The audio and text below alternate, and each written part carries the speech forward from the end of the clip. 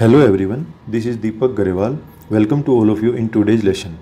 आज मैं आपको स्टॉक मार्केट क्या होता है, इनिशियल पब्लिक ऑफर क्या होता है, टेक्निकल और फंडामेंटल एनालिसिस क्या होता है और इसमें से कौन सा एनालिसिस बेटर है, नेशनल स्टॉक एक्सचेंज और सेबी के क्या फंक्शंस हैं, इन सब टॉपिक को बहुत ही सिंपल वर्ड्स में एक्सप्लेन करूँगा। तो चलिए स्टार्ट करते हैं।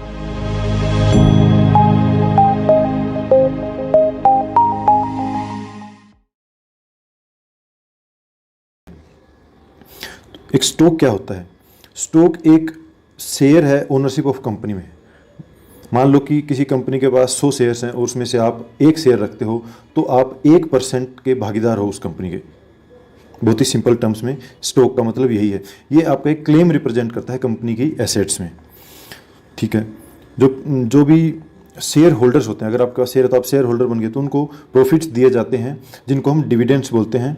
और ये डिविडेंड्स बोर्ड ऑफ डायरेक्टर्स द्वारा डिसाइड किए जाते हैं और जनरली ये क्वार्टरली डिस्ट्रीब्यूट किए जाते हैं। फिर स्टॉक मार्केट क्या होता है? स्टॉक मार्केट वो जगह है जहाँ पे हम शेयर्स को, पब्लिक लिस्टेड जो कंपनी होते हैं उनके शेयर्स को हम ट्रेड करते हैं, उसको हम स्टॉक मार्केट बोलते हैं। तो इस स्टॉक मार्केट में एक प्राइमरी मार्केट होती है, एक सेकेंडरी मार्केट होती है और एक आईपीओ होता है। तो प्राइमरी मार्केट क्या होती है? मान लो किसी कंपनी को फंड रेज करने हैं, कंपनी के पास फंड सफिशिएंट नहीं है अपने बिजनेस को स्टार्ट करने के लिए, तो वो क्या करेगी कि अपने कुछ शेयर्स इशू करेगी। फॉर एग्जांपल 1 करोड़ अगर कंपनी की नेटवर्थ है तो 10 लाख शेयर इशू करती है, 10 रुपये का एक शेयर हो गया।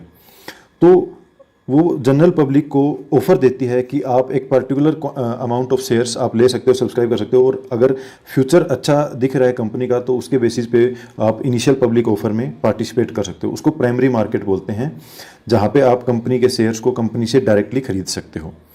फिर आईपीओ होता है। आईपीओ उस प्रोसेस का ही नाम है जिसमें कंपनी फंड रेज करने के लिए अपने शेयर्स को इशू करती है जनरल पब्लिक को, लेकिन यहाँ तक स्टॉक किसी भी एक्सचेंज पे अब तक लिस्ट नहीं हुआ है। फिर सेकेंडरी मार्केट। सेकेंडरी मार्केट में आप स्टॉक एक्सचेंज पे लिस्ट हो जाता है और वहाँ पे आप उसकी ट्रेडिंग कर सकते हो, आप बाई और सेल कर सकते हो। वहाँ पे सेल करने वाले वही लोग होंगे जो ऑलरेडी स्टॉक्स को होल्ड कर रहे हैं, जिन्होंने आईपीओ के दौरान उसको सब्सक्राइब किया था और शेयर्स लिए थे। तो दोनों में प्राइमरी मार्केट और सेकेंडरी मार्केट में फ़र्क क्या है? प्राइमरी मार्केट में आप डायरेक्टली कंपनी से शेयर्स को लेते हो और उस प्रोसेस को हम आईपीओ बोलते हैं, और सेकेंडरी मार्केट में आप किसी एक्सचेंज पे जब वो लिस्ट हो जाता है तो जो ऑलरेडी जो स्टॉक्स को होल्ड किए हुए हैं उनसे आप बाई कर सकते हो और फिर सेल कर सकते हो। फिर हम देखते हैं कि टेक्निकल एनालिसिस और फंडामेंटल एनालिसिस क्या होता है। तो टेक्निकल जो एनालिसिस होता है वो हम ट्रेंड्स को एनालाइज करते हैं, किसके बेसिस पे? डेटा के बेसिस पे और movement of price and volume के बेसिस पे। प्राइस क्या हो गया, जो एक्चुअल प्राइस एक स्टॉक का, और वॉल्यूम क्या होगा कि कितने नंबर ऑफ स्टॉक्स ट्रेड हो रहे हैं, बाई और सेल लोग कर रहे हैं। उस प्राइस और वॉल्यूम के बेसिस पे हम किसी ट्रेंड को आइडेंटिफाई करते हैं, उसी का नाम है टेक्निकल एनालिसिस। इसी को चार्टिंग भी बोलते हैं, चार्ट की स्टडी करना, क्योंकि चार्ट पे प्राइस और वॉल्यूम ही दिखता है और उसके बेसिस पे हम फ्यूचर की किसी मूवमेंट को फोरकास्ट कर सकते हैं। ये काम कैसे किया जाता है? कुछ मूविंग एवरेज की हेल्प से, कुछ रिलेटिव स्ट्रेंथ इंडेक्स की हेल्प से, कुछ वॉल्यूम की हेल्प से, डिफरेंट इंडिकेटर्स होते हैं, उनके बेसिस पे हम करते हैं। तो बेसिकली ये चार्ट की स्टडी है, हम चार्ट को स्टडी करते हैं। दूसरी तरफ फंडामेंटल एनालिसिस क्या होता है? ये एक मेथड है डिटरमिन करने का intrinsic value of A stock. Stock की अंदरूनी कीमत, मतलब कोई कंपनी कितनी स्ट्रॉन्ग है और क्या फैक्टर्स उसके प्राइस को आगे आने वाले टाइम पे इन्फ्लुएंस कर सकते हैं, उसकी मार्केट कितनी बड़ी हो सकती है, इन सब चीज़ों को देखते हुए हम उसके एक वैल्यू, उसका एक आकलन करते हैं, उसको फंडामेंटल एनालिसिस बोलते हैं। उसके लिए हम उस कंपनी का बिजनेस मॉडल देख सकते हैं कि बिजनेस का मॉडल क्या है, बिजनेस साइकिल्स देख सकते हैं, हम कस्टमर बेस देख सकते हैं कि कितना बड़ा बेस हो सकता है, उसकी कंपनी की मैनेजमेंट क्या है, कॉम्पिटेंसी क्या है, कॉरपोरेट गवर्नेंस के बारे में हम कुछ रिसर्च कर सकते हैं, उसकी उस इंडस्ट्री की ग्रोथ कितनी हुई है, उसके पास इंटेंजिबल एसेट्स कितनी हैं और कॉम्पिटिटिव एज कितना है, कितना मार्केट में कॉम्पीट कर सकती है। ये सब चीज़ें हम फंडामेंटल एनालिसिस में देख सकते हैं। और दूसरी चीज़ें जिनको हम क्वांटिटेटिव इंडिकेटर्स बोलते हैं, कंपनी का टोटल प्रॉफिट कैसे है, हम उसकी बैलेंस शीट से देख सकते हैं, एनुअल रेवेन्यू कितना है वो हम बैलेंस शीट से देख सकते हैं, कुछ अकाउंटिंग रेशियोज होते हैं वो हम देख सकते हैं, और टेंजिबल एसेट्स कि उनके पास एसेट्स कितनी हैं वो सब चीज़ें हम देख सकते हैं। तो ये हो गया मोटा मोटा टेक्निकल एनालिसिस और फंडामेंटल एनालिसिस। अब हम चलते हैं कि कौन सा बेटर है। मैंने आपको टेक्निकल एनालिसिस के लिए इस 7 चीज़ें देखने के लिए बताया था, फर्स्ट वीडियो में बताया था और इस वीडियो में बताता हूँ। अगर आपको किसी कंपनी के बारे में उसका फ्यूचर प्रोस्पेक्ट क्या है और कंपनी कितनी स्ट्रॉन्ग है, कस्टमर बेस क्या है, तो आपको ये 7 चीज़ें देखनी है। जिसमें एक प्लेज रेशियो है कि कंपनी ने अपनी होल्डिंग्स को कितना प्लेज कर रखा है, कितना गिरवी रखा है, तो ये 10% से कम ही होना चाहिए।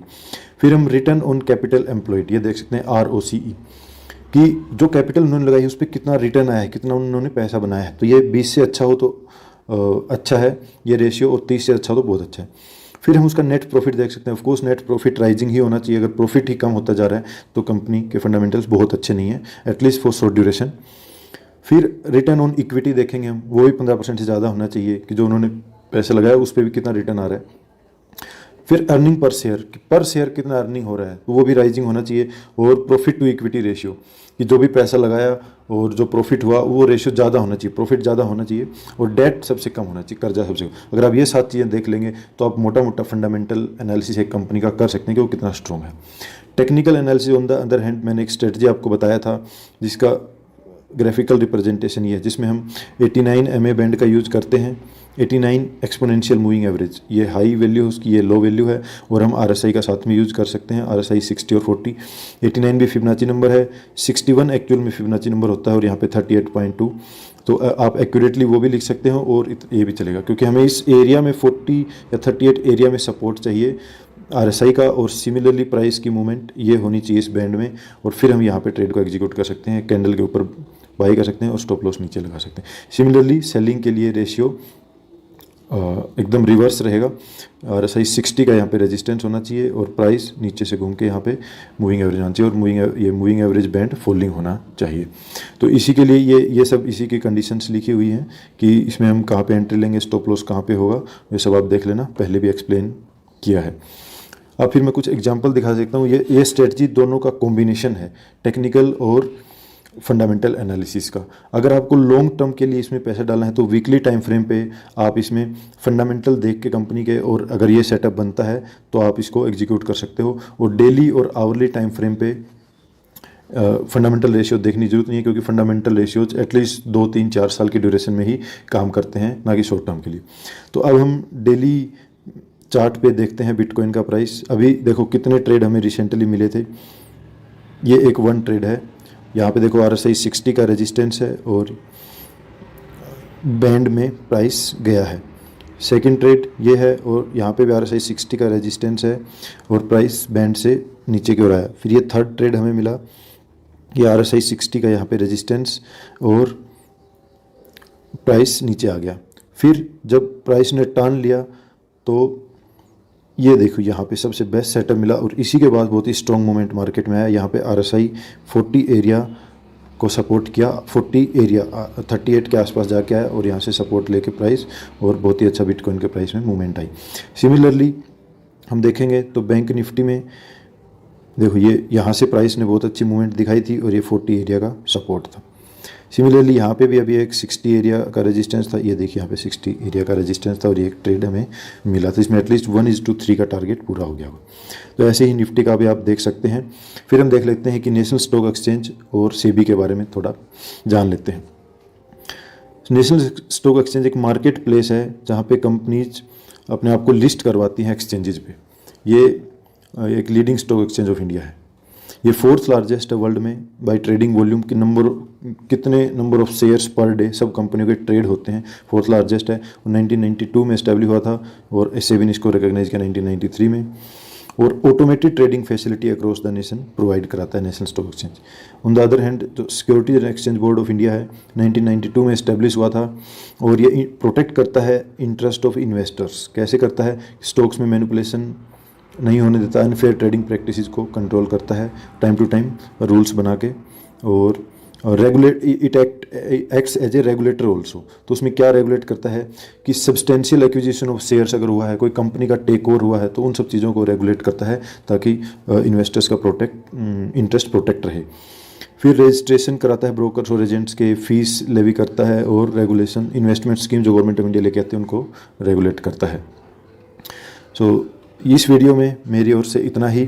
Thank you so much. I hope कि कुछ वैल्यू आपकी लाइफ में ऐड हुई होगी। और ये मेरी ईमेल आईडी है और ये मेरा व्हाट्सएप नंबर है। नेक्स्ट वीडियो में मैं आपको बताऊंगा कि स्टॉक मार्केट में क्यों इन्वेस्ट करना चाहिए और कितना ज़रूरी है, और फिर आप डीमैट अकाउंट कैसे ओपन कर सकते हो और बहुत ही क्विकली अपनी जर्नी कैसे स्टार्ट कर सकते हो। Thank you so much.